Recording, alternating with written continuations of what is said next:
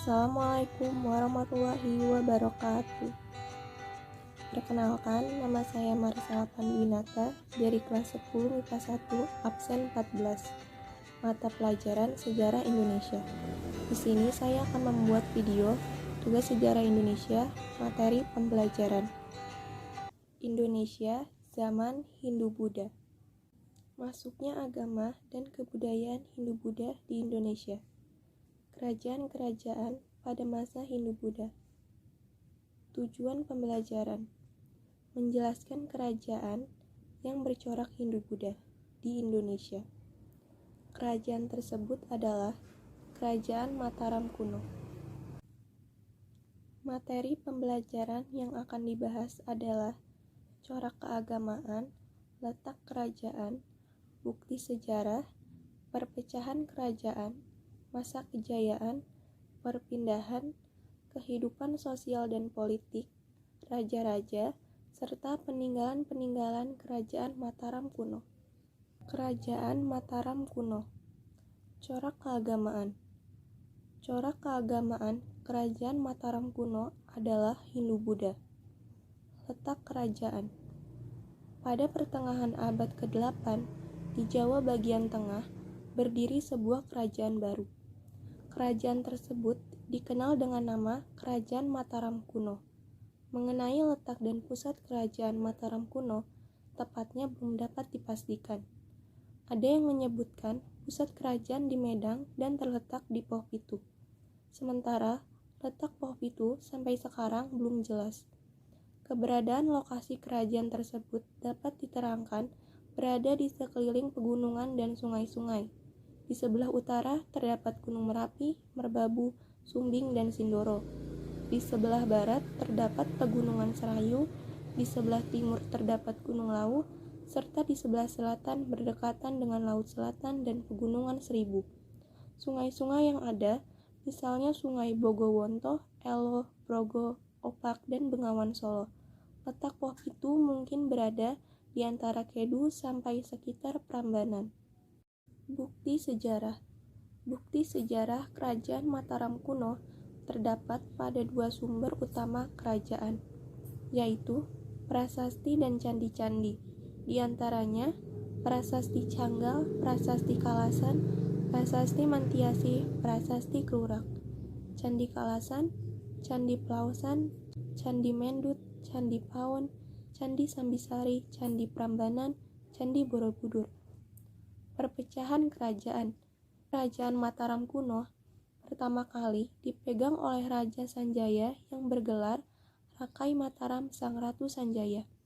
Dibuktikan dengan prasasti Canggal dan Carita Parahyangan.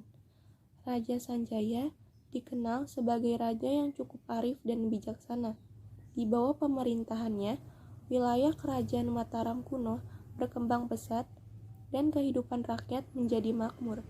Kerajaan ini juga menjadi pusat pembelajaran agama Hindu.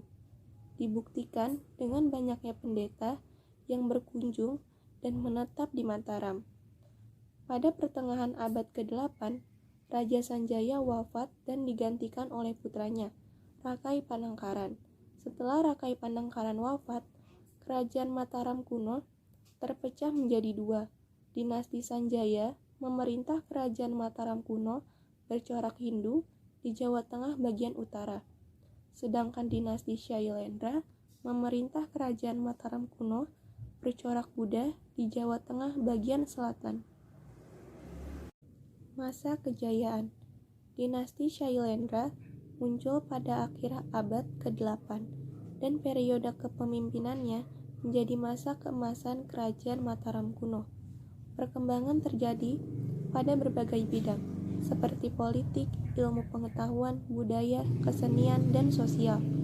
Raja pertama Kerajaan Mataram kuno dari dinasti Shailendra adalah Sri Dharmatungga.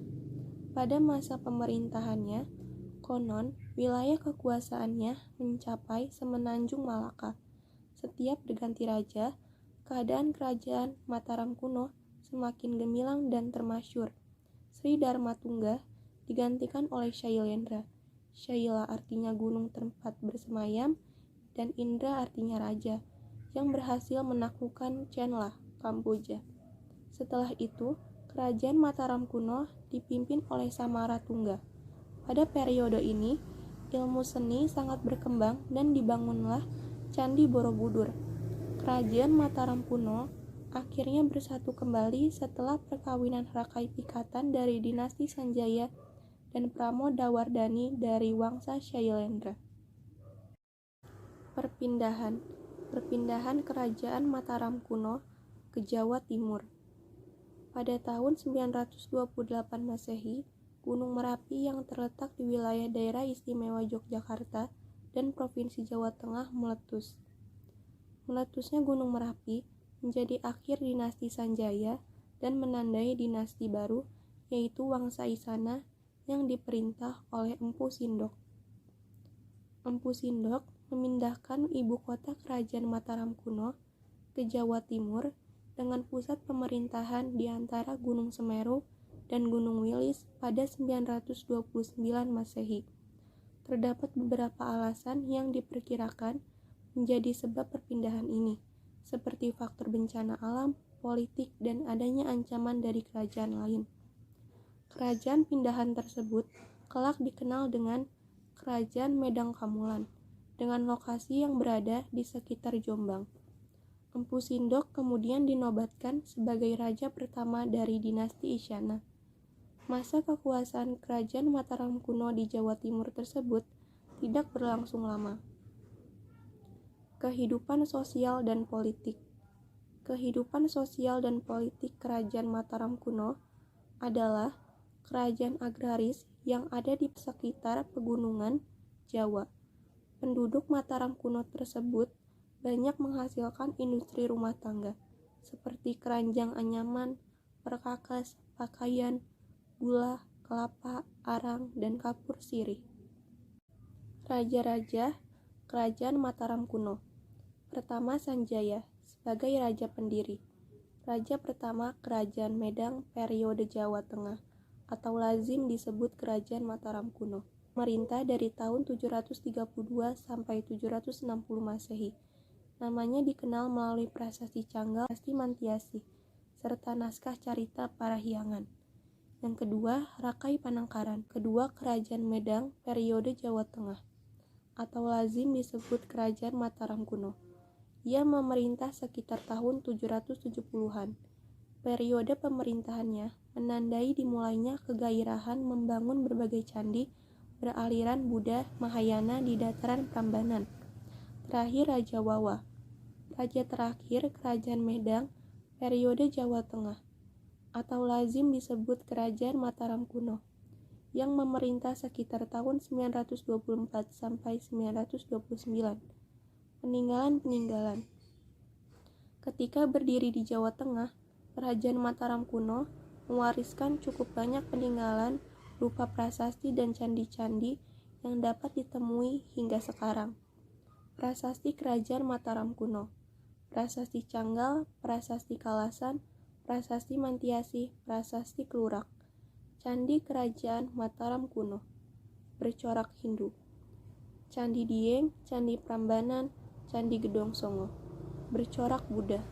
Candi Borobudur, Candi Mendut, Candi Pawon.